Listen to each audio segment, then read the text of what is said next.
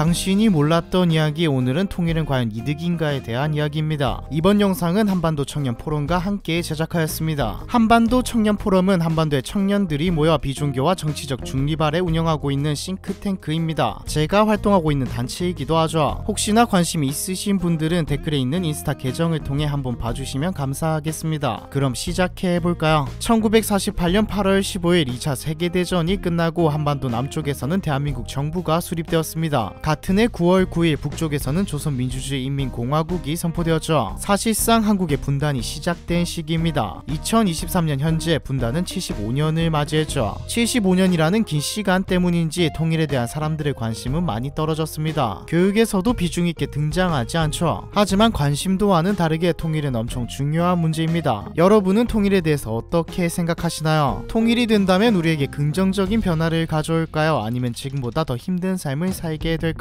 득이 많을까요? 실이 많을까요? 불과 20-30년 전만 해도 통일을 왜 해야만 하냐는 질문을 하는 사람은 이상한 사람 취급을 받았습니다. 통일은 반드시 이루어내야 하는 민족의 과제라는 생각이 사회에 만연했기 때문이죠. 하지만 지금은 통일 안 하면 안 되나, 지금으로 충분하다와 같은 생각을 가진 사람을 쉽게 찾아볼 수 있습니다. 특히 젊은 세대일수록 통일에 대한 냉소적인 인식은 더욱 크게 나타나고 있죠. 눈앞에 있는 실업 문제와 결혼과 같은 문제조차 해결하지 못하고 있는데 통일이라니 신경 쓰기 싫은 것일 수도 있습니다. 북한을 같은 민족 혹은 공동체라고 생각을 하지 않는 사람들도 늘어나고 있죠. 하지만 우리는 잘 생각해봐야 합니다. 우리가 적대시하고 미워하는 게 북한 사람들인지 북한을 점령하고 독재하고 있는 김씨 일가인지 말이죠. 그렇기에 우리는 통일에 대한 재인식이 필요합니다. 과거의 민족주의적 논리가 아닌 현대사회에 맞는 경제성의 논리로 말이죠. 일단 통일이 된다면 어떤 방식으로 될까요? 여러가지 경우의 수가 있겠지만 적화통일과 무력통일의 경우는 먼저 배제하도록 하겠습니다. 두 방식의 통일 모두 일어나서는 안 되는 일이며 경제성이고 뭐고 한반도는 초토화될 가능성이 높기 때문이죠. 70년 전 비극을 되풀이해서는 안 될 겁니다. 북한 정권의 붕괴로 인한 흡수 통일과 남북 화합을 통한 평화 통일이 답이죠. 그렇다면 평화적인 방법으로 통일이 된다는 가정하에 어떤 변화가 일어날까요? 먼저 긍정적 측면부터 보겠습니다. 경제적으로 보면 크게 북한의 인력과 자원 그리고 대륙으로의 연결이 있죠. 현재 한국은 북한의 무단 점거로 육상으로는 대륙으로 진출이 불가능합니다. 사실상 섬이죠. 통일이 된다면 섬에서 벗어나게 됩니다. 북쪽으로 중국, 러시아, 나아가 유라시아를 연결하는 철도 건설이 가능해지죠. 전쟁과 북핵이라는 위협이 없어지니 한반도의 위험성 또한 감소할 것입니다. 코리아 디스카운트라고 하죠. 한국 기업들의 주가가 저평가 받는 것을 의미합니다. 북한이라는 위험 요소가 제거되면 국가 신용도가 올라가니 외국의 투자 또한 늘어나겠죠. 국방비 감축과 군대 축소로 경제활동 인구의 증가 또한 기대할 수 있습니다. 북한의 개발을 통한 성장도 노려볼 수 있죠. 북한의 땅은 대부분 미개발 지역입니다. 개성, 평양과 같은 주요 도시 외에는 기반시설이 부족한 게 현실이죠. 아무래도 땅값이 쌀 테니 공장과 같은 산업단지 조성에도 유리합니다. 북한 지역의 항만과 공장 같은 생산시설의 건설은 일자리를 창출할 거고, 이건 한국 경제성장의 전환점이 될 수 있죠. 최근 가장 핫한 이슈인 저출산 고령화 인구 문제도 어느 정도 해결됩니다. 현재 외국인 노동자들이 주로 근무하는 블루칼라 직업들에도 북한 주민이 들어가겠죠. 제조업, 건설업과 같이 지금 한국 청년들이 가기 꺼려하는 직군들의 인력난 문제도 해소됩니다. 군사적인 부분에서도 이점이 있죠. 우리 국군은 국방비의 대부분을 북한에 대응하기 위해 기형적으로 육군에 많은 투자를 하고 있습니다. 괜히 포방부라는 말이 붙은 게 아니죠. 통일로 인해 군사에 들어가는 비용이 재편된다면 부족한 공군력과 해군력을 채우기 위해 쓰이게 될 겁니다. 해군과 공군의 역할이 커진 현대전의 양상에서 일본, 중국과 같은 동아시아 열강들과 경쟁이 가능해지죠. 군인력 확충 또한 기대되는 결과입니다. 한국은 현재 군 편제를 유지하기 위해 군 복무에 부적합한 사람까지 징병하고 있죠. 실제로 제가 얼마 전에 군대를 전역했잖아요. 오면 안 될 사람들도 많이 옵니다. 이렇게만 보면 통일을 무조건 해야 할 것 같은데 당연히 부정적인 측면도 있습니다. 일단 통일 비용이죠. 스탠퍼드 대학의 연구에 따르면 통일에 따라오는 문제를 해결하기 위해 한국이 지불해야 할 비용은 최대 5,850조에 이릅니다. 가장 유명한 통일 사례인 독일의 경우도 20년 동안 지불한 통일 비용이 3,000조 가량이고, 현재에도 150조를 불균형 해소를 위해 과거 동독 지역에 투자하고 있죠. 동독은 그나마 냉전 시기 공산권 최전방이라는 이유로 여러 원조를 받았던 국가입니다. 공산권 내 부유국 포지션이었죠. 반면 북한의 경제력은 21세기인 지금에도 아사자가 나올 정도로 처참합니다. 어쩌면 스탠퍼드 대학의 연구보다 훨씬 더 많은 돈이 들 수도 있죠. 경제적 이득을 넘어설 수도 있습니다. 통일 비용이 북한 주민들에게만 이득이 되는 이른바 퍼주기 정책이 될 것이라는 우려도 있죠. 당연히 세금은 늘어날 것이고요. 사회적인 부분에서도 우려되는 사항은 많습니다. 75년이라는 시간 동안 다른 생각과 가치관으로 인한 마찰은 필연적으로 발생하겠죠. 한국 사회에 새로운 갈등이 생기는 겁니다. 지금도 세대 성별 빈부 갈등으로 머리 아픈데 골칫거리가 하나 더 생기는 것이죠. 유럽 사회에서 발생하는 이민 범죄를 보면 대충 미래를 예상할 수 있습니다. 이민자와는 경우가 다르다고 볼 수도 있는데 선진화된 국가에 적응하지 못해서 따라가지 못해서 범죄가 발생하는 게 이민자의 범죄라고 보면 같죠. 만약 북한 주민의 연쇄살인 같은 범죄라도 하나 터지게 된다면 앞에서 말했던 갈등이 생기는 건 순식간일 겁니다. 이걸 방지하려면 북한 주민들의 사회 적응을 위해 상당한 행정력이 소요되겠죠. 행정력 소모는 다른 부분에서 행정 공백을 만들 수도 있습니다. 현재 한국의 행정력으로 북한 주민 모두를 행정체계에 등록할 수 있을지도 미지수죠. 군사적 부분에서도 낙관적인 부분만 있는 것은 아닙니다. 통일 후 나타날 통일한국은 동아시아의 새로운 군사적 긴장감을 고조시킬 가능성이 큽니다.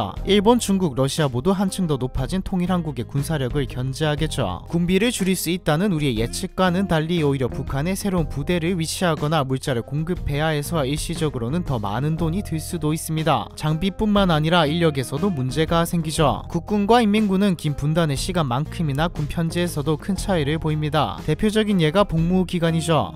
2023년 기준 현역 남성은 1년 6개월이라는 시간을 복무하고 있지만 북한은 훨씬 길죠. 게다가 북한의 군인력을 그대로 사용하는 것은 또 다른 위험한 일을 가져올 수도 있습니다. 균형을 맞추기 위해 징병제 또한 일정 기간 유지될 겁니다. 득과 실을 비교해봤을 때 개인마다 느끼는 차이는 있겠지만 저는 영토의 확대와 인구 문제의 해소 그리고 투자와 같은 경제적인 부분에서 어쨌든 이득이 조금 더 크다고 판단되네요. 그런데 실제로 통일된 국가들은 통일로 이득을 봤을까요? 흔히 한국 통일에 대해서 이야기할 때 독일의 사례를 자주 참고하죠. 결과적으로 말하자면 통일은 현대 독일을 국제무대의 강국으로 회복시킨 결정적인 계기라고 말할 수 있습니다. 통일 전 독일은 경제는 어느 정도 회복되었지만 정치적으로는 유럽 냉전의 최전선이라는 이유로 미국의 안보에 의존하고 있었습니다. 통일 이후에는 미국에게 정치적으로 의존하는 형태에서 벗어날 수 있었고 국방비를 22.5%로 줄이는 대대적인 군 감축을 통해 독일 경제는 급속도로 성장했죠. 하지만 긍정적인 결과와는 별개로 독일인들은 당시 통일이 안 될 것이라 생각했습니다. 1976년 바덴비르텐베르크주 국립시민교육센터의 조사에 따르면 통일은 불가능하다는 의견이 87%, 86년에는 93%였죠. 베를린 장벽이 무너지기 한 달 전에도 비슷했습니다. 베를린 장벽이 무너지면서 통일은 급격히 진행되기 시작했죠. 남북 통일도 우리가 미처 예상하지도 못했을 때 일어날 가능성이 높습니다. 통일 독일의 초대 대통령인 바이츠제커는 말했죠. 준비된 통일은 축복이지만 갑작스럽게 맞이한 통일은 재앙이다. 한국도 언젠가는 통일을 하게 될 겁니다. 민족 이런 건 다 제쳐두고서라도 사실 경제적으로만 봐도 통일은 이득이죠. 문제는 통일에 대한 대비가 되어 있냐는 것입니다. 통일이 무조건적으로 긍정적일 것이라는 낙관적 태도는 도박에 가깝죠. 예멘은 냉전국가 중 첫 번째 평화통일이라는 업적을 가지고 있지만 4년 만에 권력 배분에 대한 불만을 품고 재독립을 선포하며 내전이 발생했습니다. 준비된 통일을 위해서는 국가 차원의 국민적 합의가 필요합니다. 감정적인 호소가 아닌 경제적 사회적 지표를 근거로 통일을 진행하는 적극적인 설득이 필요하죠. 모두 조금 더 관심을 가지면 통일 이야기가 다시 수면 밖으로 나오지 않을까 싶네요. 통일은 이득인가에 대한 이야기 이번 편은 여기까지입니다.